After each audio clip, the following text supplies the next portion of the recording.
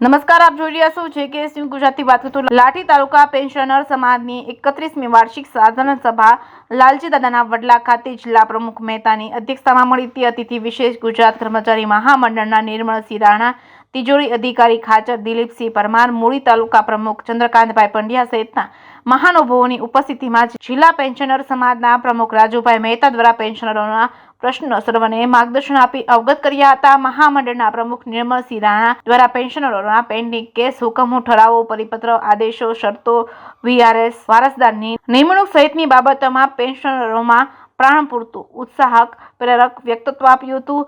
રાજ્યમાં 4 ઝોનમાં યોજાતી લોક અદાલતો લિમિટેશન સમય મર્યાદા અંગે મહામંડળ દ્વારા ગુજરાત હાઈકોર્ટના કેસ સામે સુપ્રીમ, જૂની પેન્શન સામે ટકાવારી કેમ અને GPSC કર્મચારી પ્રત્યેનું વલણ, સિનિયર સિટીઝનનું રેલવેનું કનેક્શન બંધ, લાયસન્સ નહીં જેવા પ્રશ્ને સર્વેને અવગત કર્યા હતા. JKS ન્યૂઝ ગુજરાતી સાથે નટવરલાલ ભાટિયા, દામનગર.